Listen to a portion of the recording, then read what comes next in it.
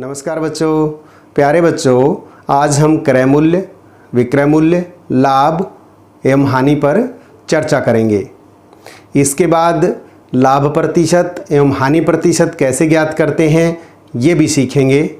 आगे चलकर हम मूलधन, साधारण ब्याज एवं मिश्र धन पर भी विस्तार से चर्चा करेंगे। और प्यारे बच्चों, इन सभी से संबंधित कुछ सवालों का अभ्यास भी करेंगे। तो आप पूरे वीडियो में धैर्य एवं एकाग्रता के साथ मेरे साथ जुड़े रहने की कोशिश करें ताकि इन सभी को आप बहुत अच्छे से सीख पाएंगे। तो आइए चलते हैं इस सफ़र पर। प्यारे बच्चों, इस चित्र में आप क्या देख पा रहे हैं? ध्यान से देखिएगा, आपको क्या दिखाई दे रहा है। आप इसमें देख पा रहे होंगे कि एक दुकानदार ग्राहक को कुछ सामान बेच रहा है। तो प्यारे बच्चों, इसमें दुकानदार ग्राहक को जो बेच रहा है सामान, क्या आप बता पाएंगे कि जिस कीमत पर या जितने रुपए में दुकानदार ग्राहक को सामान दे रहा है, कोई वस्तु बेच रहा है, वह उस वस्तु का क्या कहलाता है? या दुकानदार वो वस्तु बड़े दुकानदार यानी होलसेलर से जितने रुपए में खरीद कर लाया था, वो उस वस्तु का क्या कहलाएगा? तो प्यारे बच्चों, यहां आप असमंजस की स्थिति में हैं। चलिए इसी बात को जानने की कोशिश करते हैं। तो प्यारे बच्चों, जिस मूल्य पर कोई वस्तु खरीदी जाती है वह उसका क्रय मूल्य कहलाता है। यानी किसी वस्तु के खरीद मूल्य को क्रय मूल्य कहते हैं। दुकानदार जितने रुपए में कोई वस्तु बड़े दुकानदार से खरीद कर लाता है, वह उस वस्तु का क्रय मूल्य होता है। और प्यारे बच्चों, जिस मूल्य पर दुकानदार उस वस्तु को ग्राहक को बेच रहा है वह उसका विक्रय मूल्य होता है। यानी जिस मूल्य पर कोई वस्तु बेची जाती है वह उसका विक्रय मूल्य कहलाता है। यानी किसी वस्तु के बेचने के मूल्य को विक्रय मूल्य कहते हैं।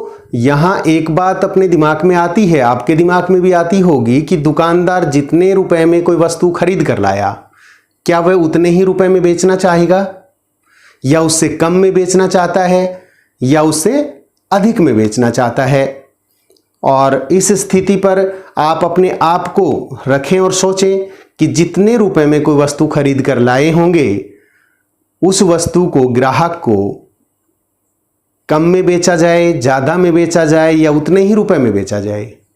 बिल्कुल सही सोच रहे हैं आप कि जितने रुपए में वो खरीद कर लाया था, निश्चित तौर पे उससे ज़्यादा में बेचना चाहेगा। ज़्यादा में क्यों बेचना चाहेगा?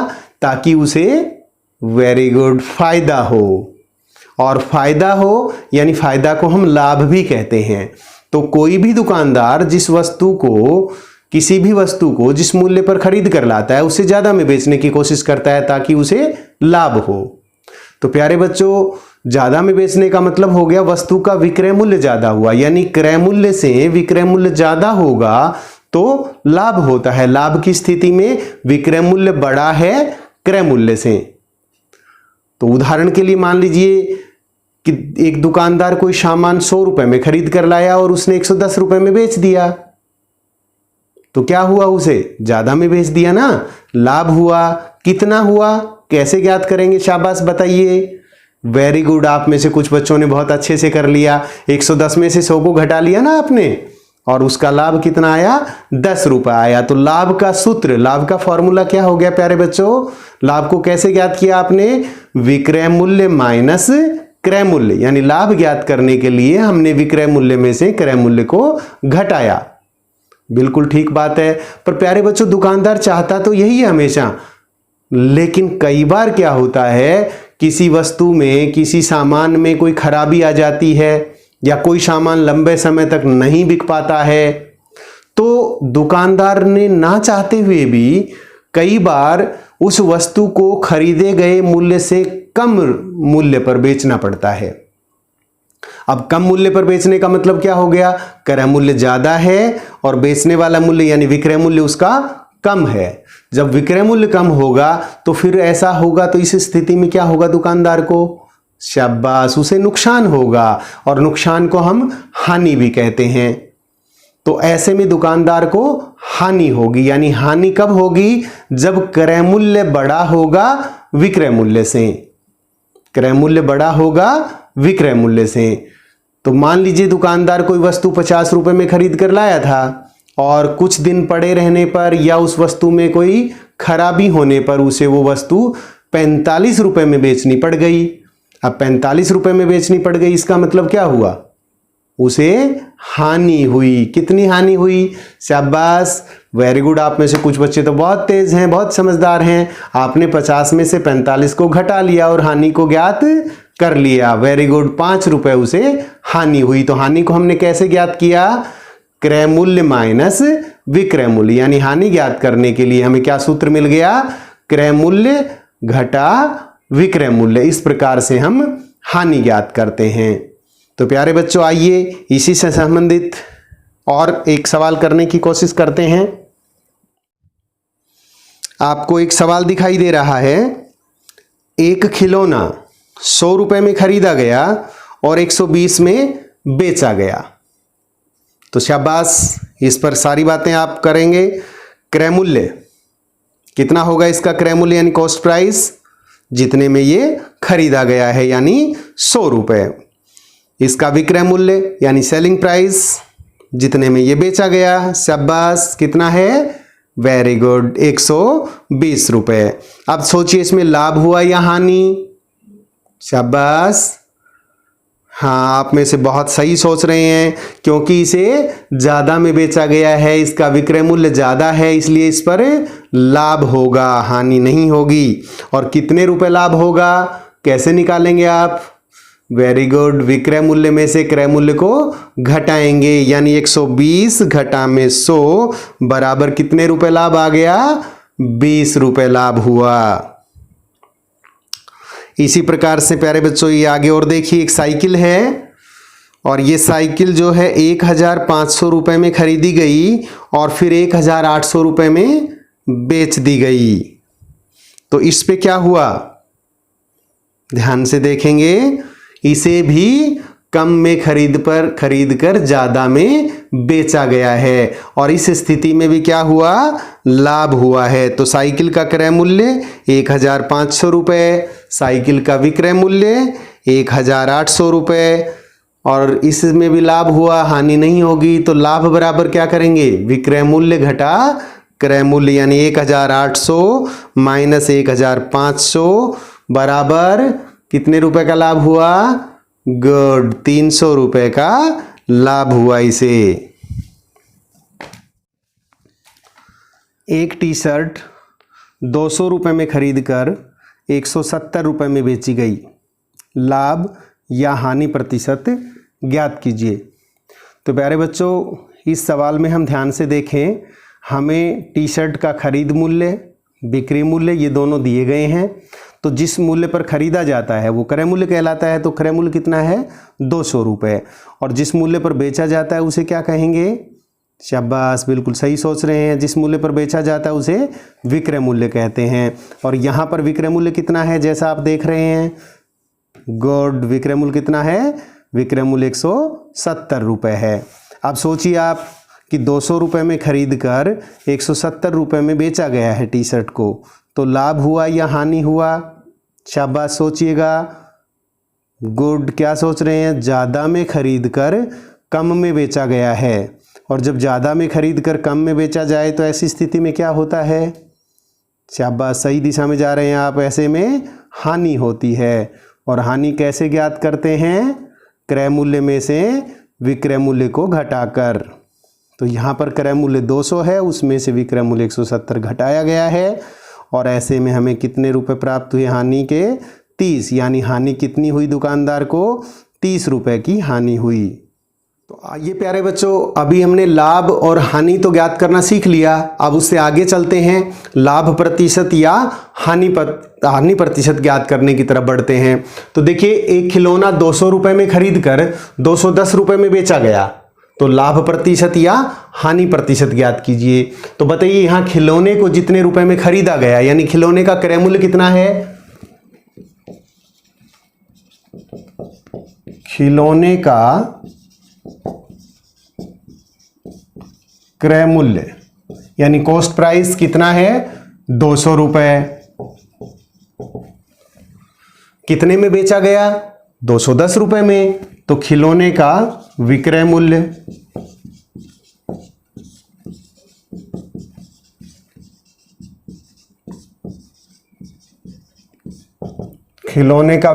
हो गया 210 रुपए। अब देखिए इसमें क्या हुआ प्यारे बच्चों, लाभ हुआ या हानि? बिल्कुल सही, सही सोच रहे हैं आप, क्योंकि उसने ज्यादा में बेचा है, और जब ज्यादा में बेचा तो क्या होता है, लाभ होता है, क्योंकि यहां पर हमारा विक्रय मूल्य बड़ा है। तो लाभ बराबर विक्रय मूल्य माइनस क्रय मूल्य। विक्रय मूल्य और क्रय मूल्य को शॉर्ट रूप में, संक्षिप्त रूप में हम ऐसे भी लिख सकते हैं। तो यहां पर हमारा विक्रय मूल्य कितना है 210 है, और क्रय मूल्य इसमें से घटाएंगे 200, यानी 10 रुपए उसे लाभ हुआ, 10 रुपए लाभ हुआ। अब लाभ प्रतिशत कैसे ज्ञात करेंगे? तो प्यारे विद्यार्थियों, इससे पहले हमने प्रतिशत के सवाल सीखे थे इससे पहली वीडियो में। तो प्रतिशत एक एक नियम से भी निकाल सकते हैं। यहां पर हम देखो कितने रुपए लाभ हुआ है 10 रुपए। कितने रुपए पर, क्रय मूल्य पर देखना है कि उसकी लागत कितनी थी 200 रुपए थी, यानी 200 रुपए पर उसे कितना लाभ हुआ 10 रुपए लाभ हुआ। एक एक नियम से हम निकालने की कोशिश करते हैं। 200 रुपए पर लाभ हुआ बराबर 10 रुपए। अब यहां सीखने की कोशिश करते हैं। 1 रुपए पर लाभ हुआ कितना, 1 रुपए पर कम होगा, कम का मतलब ये भाग में चला जाएगा, यानी 10/200। 10/200 रुपए लाभ हुआ 1 रुपए पर। और हमें लाभ प्रतिशत ज्ञात करना है। लाभ प्रतिशत, प्रतिशत का मतलब प्रति 100 में से, तो 100 में से देखेंगे, यानी 100 रुपए पर लाभ हुआ। अब 100 पे ज्यादा होगा 1 से, तो 1 वाला जो था इसे हम 100 से गुणा कर देंगे। और यहां पर देखिए प्यारे विद्यार्थियों, ये 2 0 से 2 0 कट जाएंगे, और 2 एकम 2 और 2 पंजे 10, यानी 100 रुपए पर कितने रुपए लाभ हुआ 5 रुपए हुआ। तो इसे 5% कह सकते हैं, क्योंकि 100 में से है ये। तो यहां पर आप ध्यान से देखेंगे, लाभ प्रतिशत ज्ञात करने के लिए क्या करना पड़ा आपको, 10 रुपए तो लाभ था, लाभ बटे में 200, 200 क्या है क्रय मूल्य है, तो लाभ बटे क्रय मूल्य गुणा 100, यानी लाभ प्रतिशत ज्ञात करने का एक सूत्र हमें मिल गया। लाभ प्रतिशत बराबर लाभ बटे क्रय मूल्य गुणा में 100। और यहां से अब हम ज्ञात कर सकते हैं, लाभ हमारा है 10 रुपए बटे क्रय मूल्य हमारा 200 रुपए गुणा में 100। ये 2 0 कटने का मतलब हो गया, हमने 100 से भाग दे दिया और इसको इससे काट दिया, और लाभ प्रतिशत हमारा आ गया 5%।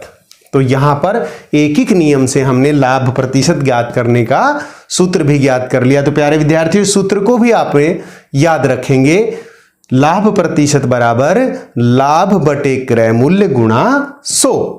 इस तरीके से हमने खिलौना 200 रुपए में खरीदकर 210 में बेचा, तो उसका लाभ प्रतिशत कितना आया 5%। तो हमने लाभ प्रतिशत ज्ञात करना सीखा। यहां से प्यारे बच्चों, हमने लाभ हानि, उसके बाद लाभ प्रतिशत हानि प्रतिशत ये ज्ञात करना जाना। आइए उससे और आगे बढ़ते हैं। देखिए, एक खिलौना कार का विक्रय मूल्य 540 रुपए था तथा दुकानदार ने इसे 20% लाभ पर बेचा, तो खिलौना कार का क्रय मूल्य क्या था? यानी हमें विक्रय मूल्य और लाभ प्रतिशत दिया गया है और क्रय मूल्य हमें ज्ञात करना है। तो प्यारे बच्चों, यहां देखो 20% लाभ, 20% लाभ का मतलब क्या होता है, 100 रुपए पर लाभ कितना 20 रुपए, 100 रुपए पर लाभ 20 रुपए, यानी क्रय मूल्य यदि 100 रुपए है तो लाभ उसका 20 रुपए होगा। और 100 में खरीदा, 20 रुपए लाभ कमाया, तो कितने में बेच दिया? शाबाश, बताइए कितने में बेच दिया? 100 रुपए क्रय मूल्य यानी उसकी लागत है, 20 रुपए उस पर लाभ कमाया, तो कितने में बेचेगा वेरी गुड, 100 जमा में 20 यानी 120 रुपए में बेचेगा। तो 20% लाभ का मतलब हो गया 100 रुपए पर 20 रुपए लाभ। यदि क्रय मूल्य बराबर 100 रुपए तो लाभ यहां पर कितना हो जाएगा 20 रुपए और विक्रय मूल्य कितना हो जाएगा 100 जमा में 20 यानी 120 रुपए। क्यों आया? क्योंकि 20% लाभ पर बेचा है, 20% लाभ पर बेचा है। तो यदि 100 रुपए क्रय मूल्य है तो 20 रुपए उसने लाभ कमाया और 120 रुपए में बेचा। अब देखिए विक्रय मूल्य 120 तो क्रय मूल्य 100 और यहां विक्रय मूल्य 540 है तो क्रय मूल्य ज्ञात करना है। जो चीज ज्ञात करनी है एक एक नियम से हम वो दाईं तरफ लिखेंगे। तो यहां एक एक नियम लगाते हैं। यदि विक्रय मूल्य 120 रुपए है तो क्रय मूल्य 100 रुपए और यदि विक्रय मूल्य 1 रुपए है तो क्रय मूल्य, अब 1 रुपए है तो क्रय मूल्य कम होगा। कम के लिए बताया था अभी, ये संख्या भाग में चली जाएगी यानी 100 बटे 120। और यदि विक्रय मूल्य 540 है, यदि विक्रय मूल्य 540 रुपए है तो क्रय मूल्य 100 बटे 120 गुणा 540। ये कट गया 0 से 0, उसके बाद इसको काट देंगे 2 से 6 पर, 2 से 27, फिर 3 दूनी 6, 3 निम 27 और 2 से इसको कट जाएगा 50 पर, 9 पंजे 45 और 0 का 0 यानी 450 रुपए क्रय मूल्य आ गया। विक्रय मूल्य 540 है तो क्रय मूल्य 450 रुपए। अब इसे हम एक अन्य विधि से भी ज्ञात कर सकते हैं। आइए दूसरी विधि से भी करने की कोशिश करेंगे प्यारे बच्चों। यहाँ पर लाभ कितना है 20% है, क्रय मूल्य का 20%। लाभ बराबर क्रय मूल्य का 20% और विक्रय मूल्य क्या होता है? विक्रय मूल्य क्या होता है? क्रय मूल्य जमा लाभ, क्रय मूल्य जमा लाभ। तो यहां पर क्या हो गया क्रय मूल्य जमा लाभ और लाभ हमारा क्या है क्रय मूल्य का 20%।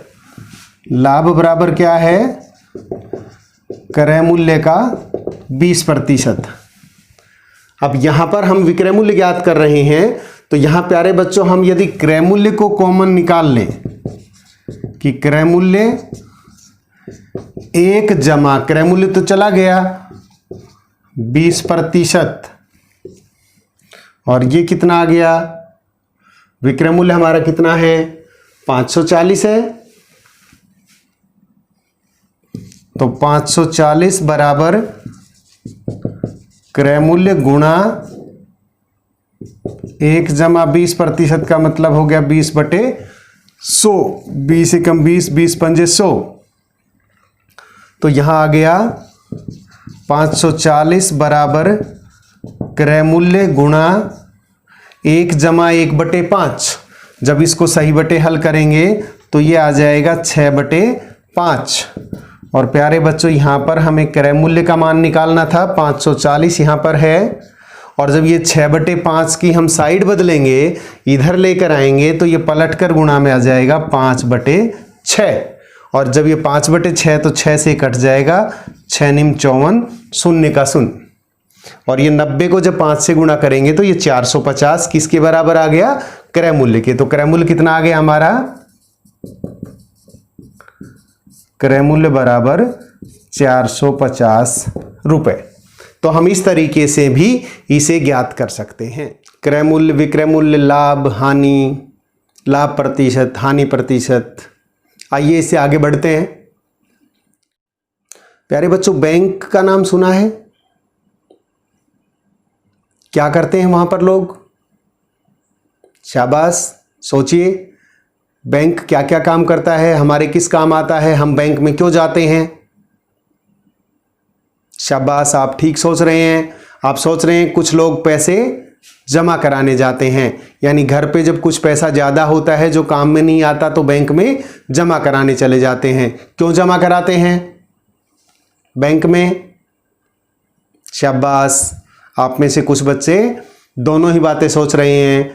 कुछ सोच रहे हैं हम इसलिए जमा कराते हैं कि घर पे असुरक्षा की भावना है, चोरी का डर है, हो सकता है पैसा घर पे रखा है चोरी हो जाए। कुछ बच्चों के दिमाग में एक बात और आ रही है, उन्होंने अपने माता पिता से, घर पे बड़ों से सुना है कि बैंक में पैसे क्यों जमा करते हैं, कि बैंक में पैसे जमा करते हैं तो बदले में बैंक कुछ पैसे ज़्यादा देता है। जो हमने पैसा जमा किया उसके बदले में हमें कुछ और पैसा मिलता है, जिसे आपने सुना होगा वो क्या है जो ज़्यादा मिलता है वो। शाबाश, आप में से सुना होगा, सोचते रहिएगा। अब प्यारे बच्चों, मैं दो बच्चों की बात का जिक्र करता हूँ आपके सामने। आपने भी ऐसी बातें कई बार सुनी होंगी, ठीक है ना। तो आइए दो बच्चों की बातों का जिक्र करते हैं। प्यारे बच्चों, पवन जतिन को बताता है कि वो एक नया स्कूटर लेने या खरीदने जा रहे हैं। तो जतिन के मन में प्रश्न आता है, वो पवन से पूछता है कि आपके पास पर्याप्त धनराशि है, पर्याप्त रुपए हैं? तो जतिन उत्तर में देता है उसको कि पिताजी कुछ पैसे बैंक से ऋण के रूप में लेने जा रहे हैं। यानी उनके पास पर्याप्त धन नहीं है तो वो कुछ रुपए बैंक से लेकर आएंगे। अब सोचिए प्यारे बच्चों कि बैंक उन्हें वो पैसा क्यों देगा, बदले में क्या लेगा? सोचिए। शाबाश, क्या जितने रुपए वो बैंक से उधार लाएंगे वही रुपए वापस लौटाने पड़ेंगे, या बैंक बदले में कुछ और ज्यादा रुपए भी लेगा जब वो वापस लौटाएंगे? तो शाबाश प्यारे बच्चों, सोचिएगा, बिल्कुल सही सोच रहे हैं आप। आपको मालूम है कि जब वो वापस लौटाएंगे तो कुछ अतिरिक्त धनराशि और देनी पड़ेगी। तो आइए प्यारे बच्चों, इनके बारे में भी हम जानते हैं कि इनको क्या कहते हैं। जो धनराशि उधार ली जाती है या जो रुपया ऋण के रूप में लिया जाता है वो मूलधन कहलाता है। जो धनराशि उधार ली गई थी उसे मूलधन कहते हैं। और ये धनराशि वापस लौटाने से पहले कुछ समय जो अपने पास रखी जाती है उसके बदले में हमें कुछ अतिरिक्त धनराशि बैंक को वापस लौटानी पड़ती है। और जो अतिरिक्त धनराशि लौटाई जाती है वो ब्याज कहलाती है। उसे क्या कहते हैं? ब्याज कहते हैं। और प्यारे बच्चों, वापस लौटाते समय जो राशि उधार ली गई थी मूलधन प्लस में जो ब्याज अतिरिक्त धनराशि के रूप में हमें देना पड़ रहा है वो, ये दोनों मिलकर के कुल धनराशि जो लौटाई गई उसे मिश्र धन कहते हैं। तो इस तरीके से हमने मूलधन, साधारण ब्याज और मिश्र धन के बारे में जाना। आइए अब इनसे संबंधित सवाल कर लेते हैं। 1200 रुपये 12% वार्षिक की दर से 3 वर्ष के लिए उधार लिए। अब 3 वर्ष बाद कुल कितनी धनराशि देनी होगी? तो प्यारे बच्चों, यहां पर जो धनराशि उधार ली गई 1200, यानी मूलधन कितना? मूलधन हो गया 1200 रुपये। दर हमारी 12% वार्षिक। दर 12% वार्षिक। दर को थोड़ा ध्यान से समझिए। दर एक निश्चित दर होती है। 12% वार्षिक का मतलब है, प्रतिशत का मतलब 100, यानी 100 रुपए पर 12 रुपए ब्याज के रूप में देने होंगे। वार्षिक का मतलब 1 वर्ष के लिए। तो इस दर को ध्यान से समझना है। 12% वार्षिक का मतलब हो गया 100 रुपए पर 12 रुपए ब्याज के रूप में होंगे 1 वर्ष के लिए। और इसमें कितने समय के लिए है? समय हमारा है 3 वर्ष। तो प्यारे विद्यार्थियों, साधारण ब्याज का फॉर्मूला है अपना, या सूत्र है मूलधन गुणा दर गुणा समय बटे 100। तो साधारण ब्याज निकालेंगे तो मूलधन हो गया हमारा 1200 गुणा में दर हमारा 12% गुणा में समय 3 वर्ष और बटे 100। 2 जीरो से 2 जीरो कट जाएंगे और अब हम इनको गुणा कर लेंगे। 12 12 144 और 144 को हम 3 से कर देंगे।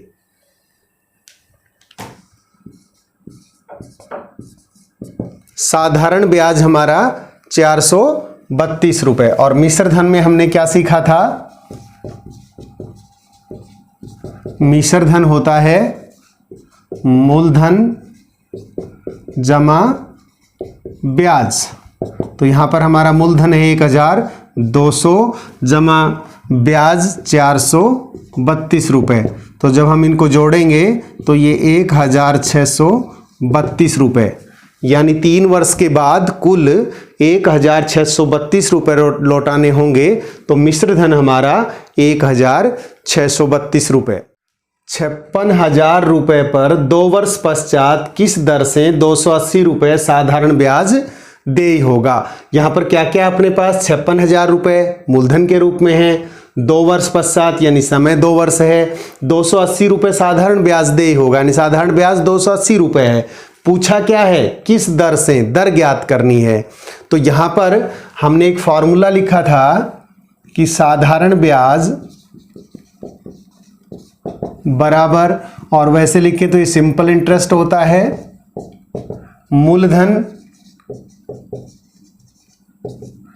जिसे प्रिंसिपल गुणा में दर, रेट गुणा में समय यानी टाइम और बटे 100।